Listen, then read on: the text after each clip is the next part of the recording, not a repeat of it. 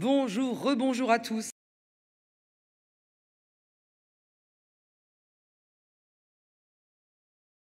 Suisse, parce qu'on nous regarde depuis la Suisse et la Pologne, puisqu'on est accessible en streaming sur www.cinerpa.fr. Il faut suivre le mouvement de la modernité, et nous y sommes. Toujours voir de plus en plus nombreux, toujours un grand mot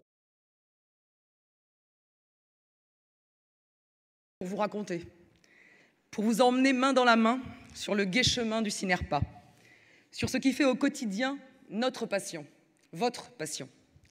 Cette passion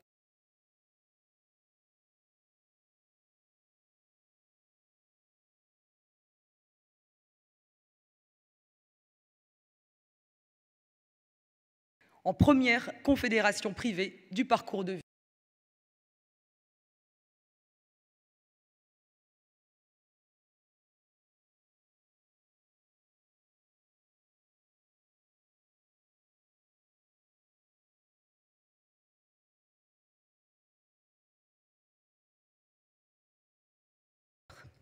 Et ce n'est pas fini. Je dirais même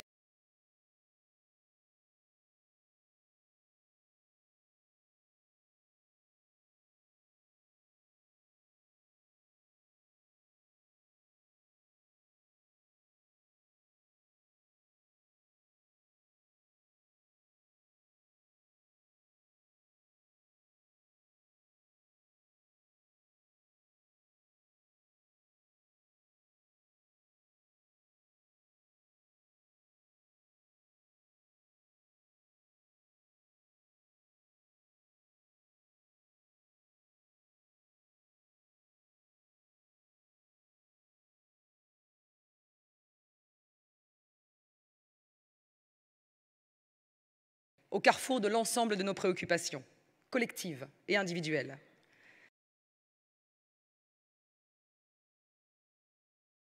La nécessaire transition et transmission entre les générations.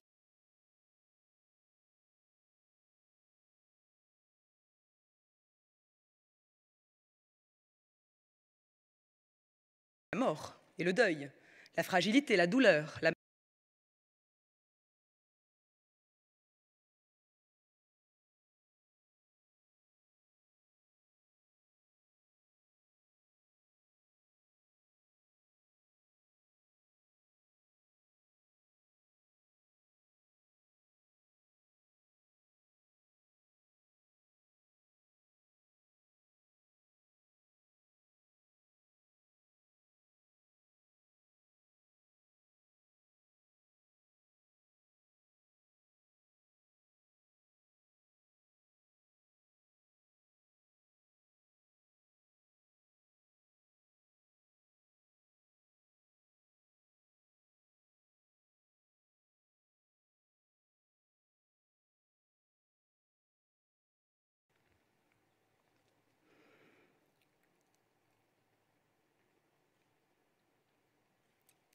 Enfin, un secteur qui, non entravé par la puissance publique, voire même accompagné correctement,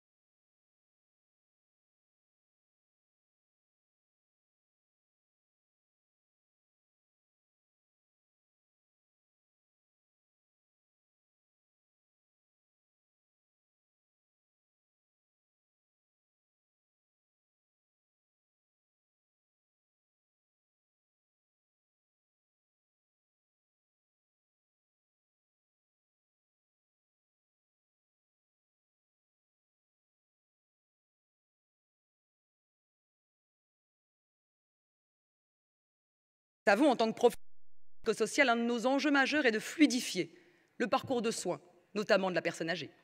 Création de maisons de santé, création de filières d'aval, de soins de suite, d'EHPAD, afin d'alléger le secteur sanitaire de court séjour, réorganisation des urgences, notamment dans l'accueil des personnes âgées fragiles, développement des infirmières de nuit, de la télémédecine, de l'e-santé en EHPAD, tant de possibilités qui restent à exploiter, tant pour fluidifier que pour mieux dépenser les crédits d'assurance maladie. Nos sujets grand âge sont intimement liés au sujet de santé, et le fait d'avoir une ministre qui a en main l'ensemble des leviers peut, à beaucoup d'égards, être tout à fait intéressant pour notre secteur. Quoi qu'il en soit, Madame le professeur Buzyn, sur laquelle l'ensemble de ses interlocuteurs précédents ne tarissent pas d'éloges pour son ouverture et son pragmatisme, a, en moins de 3 semaines, effectué 2 visites en EHPAD. Et une 3e, je crois, est prévue prochainement. C'est donc aussi une chance et une occasion pour nous d'ériger le parcours de vie et de soins de la personne fragile en matière moins coûteuse, mais pourquoi pas tout aussi noble que la chirurgie. Soyons fous. D'autant que si on suit l'organigramme ministériel, on constate que le grand âge suit son chemin. Il passe par Matignon, avec la présence à cet étage de Franck von Leppen, ancien directeur de l'adresse, et de Guillaume Couillard, conseiller santé qui nous recevra le 4 juillet prochain. À noter également à Matignon la présence toujours très remarquée de Thomas Fatome, qui est depuis 10 ans le French couteau suisse de la République. D'abord conseiller santé et solidarité de Nicolas Sarkozy, puis directeur de la sécurité sociale pendant le dernier quinquennat. Il a rejoint la semaine dernière Matignon en directeur de cabinet adjoint. Et puis enfin, last but not least, l'entourage du président. Nomination très remarquée par nos services de Marie Fontanelle, conseillère santé-solidarité à l'Élysée, qui nous recevra également le 4 juillet prochain, avec Pierre-André Humbert, qui nous fait également l'honneur d'une rencontre sur des sujets plus sociaux. Marie Fontanelle, que nous connaissons déjà dans ses précédentes fonctions à l'ARS Grand Est, où elle officia en bras droit de l'excellent Claude Darcourt, actuel DG ARS PACA, qui nous recevra également le 27 juillet prochain. Sachant qu'en sous-titre, on remarque l'empreinte de Jean-Marc Borrello, président du groupe SOS, fervent macroniste, qui lui-même a beaucoup travaillé avec Marie Fontanelle et Claude Darcourt pour remettre à flot notamment le groupe Hospitalor, qui était il y a 5 ans en perdition. Groupe qui a d'ailleurs en partie remonté grâce à l'instauration du système du surloyer solidaire, dont nous parlerons dans quelques minutes avec Maryse Duval, sa directrice générale, que je remercie vivement pour sa présence. Alors oui, le grand âge est partout finalement, à tous les étages. Il est également chez Richard Ferrand, dans le cadre de la cohésion des territoires, de nos relations avec les départements, de la politique de la ville, de l'urbanisme, du logement et de son adaptation. Oui, le grand âge est partout, il est aussi à Bercy, chez Bruno Le Maire, que nous avions rencontré en novembre dernier.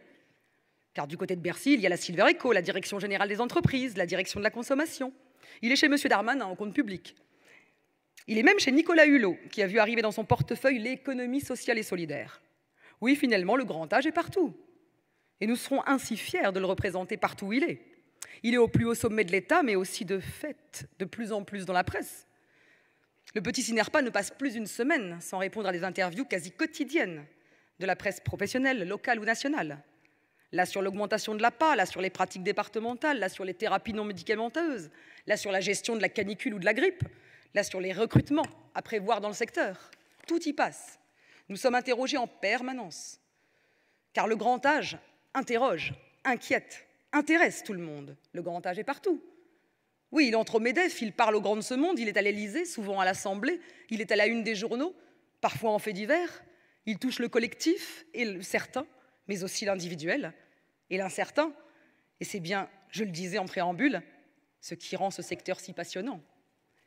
Et si le grand âge est sous les ordres de la République, à la une des médias, c'est parce qu'il est au fond de vous, au fond de moi, au fond d'eux, au fond de nous, tous autant que nous sommes.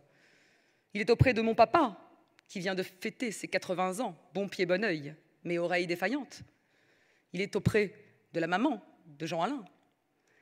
Il est auprès de Robert Marchand, qui continue de pédaler à 105 ans. Il est auprès du papa de Yves Journel ou de la belle-maman de Claude Cheton, tous deux partis cette année. Il fut auprès de Laurence Roussignol, à laquelle je tiens à rendre hommage pour le travail qu'elle a accompli dans notre secteur, qui perdit sa maman il y a 2 ans tout juste, en plein débat sur la loi ASV. Il est partout, il est chez cette candidate qui sera vraisemblablement élue dimanche, que j'ai croisée en campagne et qui m'a livré par bribes sa douleur face à la maladie de Parkinson de sa maman. Il est chez cette journaliste qui m'accueille pour un plateau télé et me rappelle plusieurs semaines plus tard pour me livrer des bribes de son histoire familiale, de sa détresse, et qui me demande assistance. Il est chez Mamie Ginette qui vit aujourd'hui dans ce monde parallèle qu'est la maladie d'Alzheimer. Il est chez Mamie Luce qui doit gérer Papy Robert, qui perd la tête, qui vit la nuit, répète tout en boucle et commence parfois à se perdre. Oui, le grand âge est partout, et d'abord et avant tout au plus profond de nous-mêmes. Et c'est bien ce qui rend ce secteur éperdument passionnant. De l'Élysée jusqu'à nos entrailles, le grand âge est partout. Il est à plus ou moins long terme dans chacun d'entre nous. Et c'est à ce titre que notre secteur doit aujourd'hui, en marge de ses activités de dialogue, de communication avec les pouvoirs publics et les médias, se tourner résolument vers le cœur de la population, vers les Français directement. Aujourd'hui, grâce à la confédération que nous avons créée, par le biais du parcours que nous avons créé pour eux, il est grand temps de marcher main dans la main avec les seniors d'aujourd'hui et de demain. Et le Cinerpa, tel le petit cheval blanc qui se doit de montrer la voie, comme toujours, guidera vos pas.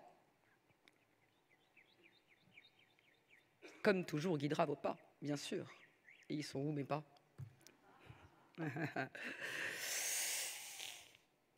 Oui, ça y est, j'ai retrouvé. Notre plan d'action est dressé.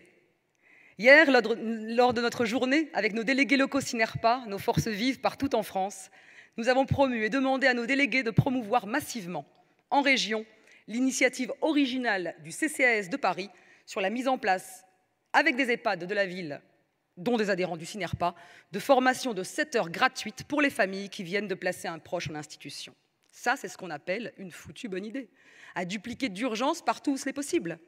2 sessions de 3h30 pour comprendre le fonctionnement de l'EHPAD, son financement, son organisation, ses équipes, mais aussi comment être présent en tant qu'aidant, sans se sentir dépossédé, mais aussi le lent parcours de la maladie d'Alzheimer ou de Parkinson, les étapes à franchir ensemble. C'est en accompagnant, en soutenant et en orientant l'aidant et la famille de façon réfléchie, consciente et personnalisée que nous gagnerons enfin notre Graal, la faveur des Français. C'est ainsi que le Cinerpa, trop souvent absent de cette partie de lui-même, va se recentrer, à partir de ce congrès, sur cet essentiel que constitue notre relation avec les personnes âgées fragiles hébergées, accompagnées et aidées, mais aussi notre relation avec l'ensemble des générations qui leur succèdent. C'est ainsi que nous reprenons peu à peu lien avec la FNAPAF, une des principales associations de familles en France, grâce à l'esprit d'ouverture de son nouveau président, Joseph Krummenacker, que je salue ici. C'est ainsi que demain, et pour la première fois, nous rendrons public devant vous les résultats de notre premier sondage, IFOP-Cinerpa, sur les Français et le grand âge. C'est ainsi qu'en fin de journée, nous nous interrogerons ensemble sur la nécessité pour notre secteur de créer des labels, des étoiles, des références, permettant aux consommateurs de mieux cerner l'offre proposée. C'est ainsi enfin que nous avons l'immense plaisir de signer aujourd'hui la première convention nationale de partenariat avec l'Association des médiateurs européens. À compter du 1er juillet 2017, tous les clients de nos adhérents pourront faire appel gratuitement à un médiateur à la consommation indépendant de l'AME, Association des médiateurs du barreau de Paris. Angela Albert, présidente de l'AME et avocate au barreau de Paris, nous expliquera en fin d'après-midi que si désormais la loi consommation de Benoît Hamon oblige tous les secteurs d'activité à recourir à un médiateur à la consommation, le Cinerpa est néanmoins un des premiers syndicats et donc un des premiers secteurs à s'en doter officiellement pour l'ensemble de ses 2400 adhérents. C'est aujourd'hui et c'est une grande fierté. Alors voilà, c'est bien sur cette idée force, d'approche intime, familiale et personnalisée, d'aide et de soutien aux aidants, de lien avec ce qui fait la plus belle partie de notre métier, que je souhaite ainsi achever notre balade sur le gai chemin du Cinerpa. Ce gai chemin du Cinerpa qui nous amène presque sans transition du palais de l'Élysée à nos entrailles les plus profondes. Ce gai chemin du Cinerpa, entretenu quotidiennement avec passion et détermination par des administrateurs et un président progressiste et impliqué, que je salue ici et que je remercie pour la confiance quotidienne qu'il me témoigne. Ce gai chemin, entretenu avec dynamisme, excellence et partage par une Dream Team Cinerpa de 23 âmes en or massif, pour qui le grand âge est absolument partout. Et je veux ici les remercier infiniment pour leur grande implication. Alors, à quelques minutes de rendre hommage à un homme, de rendre un hommage mérité à un homme exceptionnel qui a consacré sa carrière et sa vie au secteur du grand âge, qui a activement participé à sa structuration en jouant le jeu de toutes les réformes. C'est bien évidemment à lui, au docteur Marian, qui m'a tant appris, d'abord en tant que patron, avant d'être mon administrateur, que je dédierai cette balade sur le gai chemin du Sinerpa.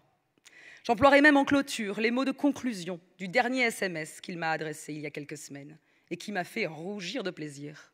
Je crois que c'était « Sky is the limit ». Merci.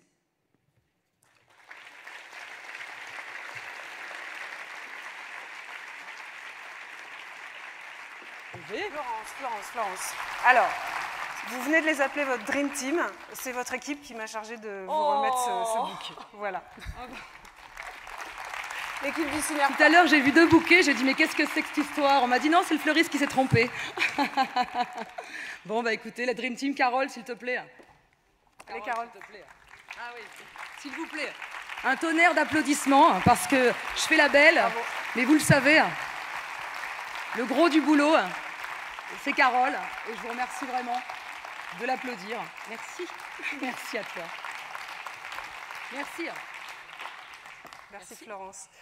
Alors c'est l'heure maintenant de notre discussion sur les grandes manœuvres de la loi ASV, 1 an et demi après la publication de la loi.